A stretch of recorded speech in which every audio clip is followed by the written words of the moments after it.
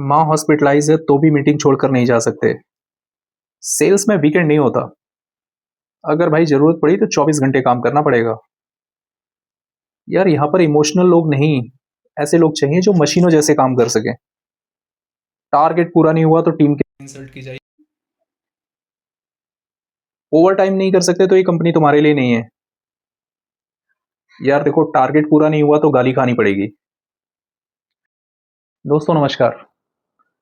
आज हम बात करेंगे कॉर्पोरेट की उस काली सच्चाई की जिसको जानता तो हर कोई कॉर्पोरेट एम्प्लॉई है, लेकिन इस पर खुलकर बात नहीं करता। एक ऐसी चीख जिसकी आप आवाज भी नहीं सुन सकते।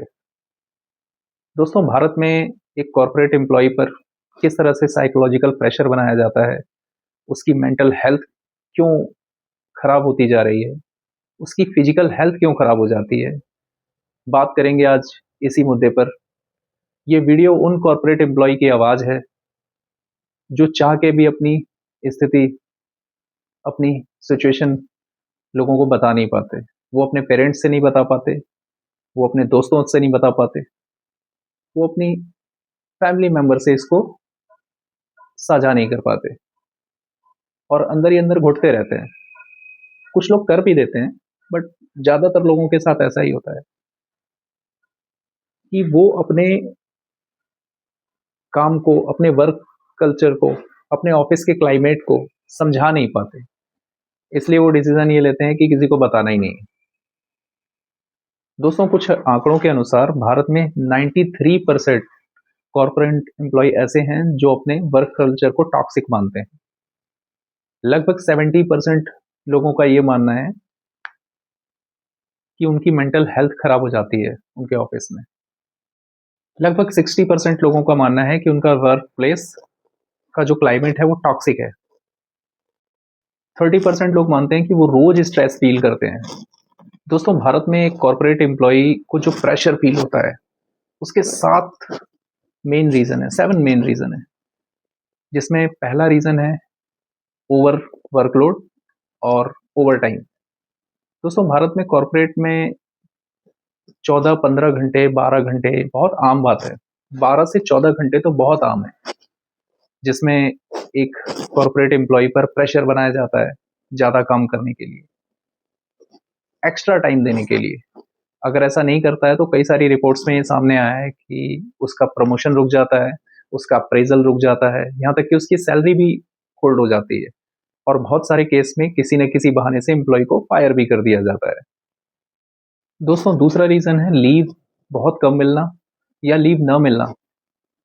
कई सारे केसेस में, कई सारी कंपनीज में एम्प्लॉयज को जल्दी लीव नहीं दी जाती है या लीव बहुत कम दी जाती है, जिससे उसकी मेंटल हेल्थ के लिए रिकवरी नहीं हो पाती, फिजिकल हेल्थ खराब हो जाती है, जिसमें भारत में कॉर्पोरेट एम्प्लॉय के लिए anxiety, depression, physical health damage होना, मेंटल हेल्थ डैमेज होना, मेमोरी वीक होना, ये बहुत आम बात हो गई है।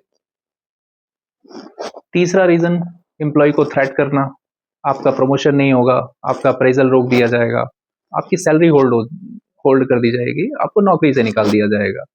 तो इससे एम्प्लॉय काफी स्ट्रेस में आ जाता है, उसका अपने फैमिली मेंबर से भी रिलेशन खराब हो जाता है, वो चिड़चिड़ा हो जाता है, डिप्रेशन में भी चले जाते हैं कई लोग। तो ये बहुत आम बात है, एक कॉर्पोरेट एम्प्लॉय इससे रिलेट कर रहा होगा, बट ये आजकल कॉर्पोरेट एम्प्लॉय में बहुत कॉमन है।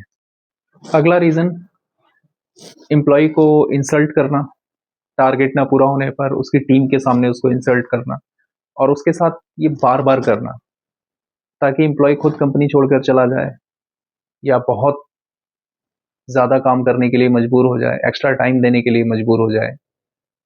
अगला रीजन अगला रीजन माइक्रो मैनेजमेंट करना, उसकी छोटी छोटी कमियां ढूंढकर उसको परेशान करना, ताकि एम्प्लॉय ज्यादा टाइम देने के लिए भी तैयार हो, ओवरलोड लेने के लिए भी तैयार हो और टाइम से पहले काम करके देने के लिए भी तैयार हो। अगला रीजन एम्प्लॉय का फेवरेट ना होना। एक और रीजन है जिसमें कास्टिज्म की चीजें आ जाती हैं। तो ये 7 मेन रीजन हैं जिसमें कॉर्पोरेट एम्प्लॉय को बहुत ज्यादा परेशानी का सामना करना पड़ता है और ये अक्सर कॉर्पोरेट कल्चर में बहुत कॉमन है इंडिया में। तो अब इसमें सुधार कैसे हो सकता है, हम बात करते हैं कुछ सुधारों की जो कई कंपनियों ने, जिसके एग्जाम्पल बनाए, लोगों को बताया कि हम अपनी कंपनियों में इन सब चीज़ों को कैसे ठीक किया है और आप भी कैसे कर सकते हैं। दोस्तों, कुछ कंपनी में तो बॉसेस द्वारा इतना ज़्यादा टॉर्चर किया जाता है या इतना ज़्यादा थ्रेट किया जाता है कि एम्प्लॉय को रोज़ अपनी नौकरी जाने का डर रहता है, जिससे उसको बहुत सारे फिजिकल और मेंटल इश्यूज हो जाते हैं। दोस्तों, जब हमने इस टॉपिक पर लोगों से बात की, तो हमें पता चला कि भारत में बहुत सारे ऐसे कॉर्पोरेट एम्प्लॉय हैं जो नेचर वाइज अच्छे थे, उनके कोलीग ने उनके बारे में बहुत सारी अच्छी चीज़ें बताई, पर वो extra load, toxic work culture के चलते उन्होंने सुसाइड कर लिया। वो उस दबाव को झेल नहीं पाए। एक केस तो हमको ऐसा पता चला जिसमें एम्प्लॉय लगभग 50 दिन तक सो नहीं पाया, ठीक से सो नहीं पाया और मरते-मरते बचा, बाल-बाल बचा। तो इस तरह का माहौल भारत के कॉर्पोरेट कल्चर में बहुत आम बात है। दोस्तों, इसका इफ़ेक्ट ये हुआ है कि भारत में कंपनियों की रैंकिंग या कंपनियाँ उस लेवल की नहीं बनी जो वर्ल्ड में अपना नाम बना सकें, वर्ल्ड में एक पहचान बना सकें। क्योंकि या तो एम्प्लॉयी उस कंपनी में ज़्यादा टिकता नहीं है या तो अपने मेंटल और फिजिकल हेल्थ को इतना अच्छा नहीं रख पाता कि जो नंबर ऑफ परसेंटेज वो अपने पोटेंशियल का दे सकता है, वो दे पाए। नतीजा वर्ल्ड लेवल पर भारत की कोई ऐसी कंपनी नहीं है जिसकी रैंकिंग इतनी अच्छी हो, जिसको पूरी दुनिया जानती हो। मैं अपवाद की बात नहीं कर रहा, लेकिन ज़्यादातर कंपनियों का यही हाल है। अब इसमें सुधार कैसे हो सकता है? तो कई एक्सपर्ट से हमारी बात हुई, जिसका कंक्लूज़न हम आपके सामने रखते हैं कि उन्होंने बताया कि कॉर्पोरेट में एक ऐसी बॉडी होनी चाहिए जो एम्प्लॉय की बात सुने और उसके ऊपर एक ऐसी विजिलेंस बॉडी होनी चाहिए जो कि गवर्नमेंट अप्रूव्ड हो और वो उस बॉडी को ऑब्जर्व करे कि क्या ये बॉडी ठीक तरीके से काम कर रही है, क्या ये एम्प्लॉय की बातें सुन रही है, तो उसको टाइम टाइम से उसकी विजिलेंट करे। तो हो सकता है कि ये केसेस कम हो जाए और एम्प्लॉयर को चाहिए कि वो अपने कंपनीज में ऐसा माहौल बना के रखे कि एम्प्लॉय को काम करवाने की जरूरत ना पड़े, उसको ऐसा फील आए कि ये कंपनी मेरी है और मुझे इस कंपनी के लिए काम करना है। आप इस बारे में क्या राय रखते हैं? कमेंट में जरूर बताइए। वीडियो देखने के लिए बहुत बहुत शुक्रिया।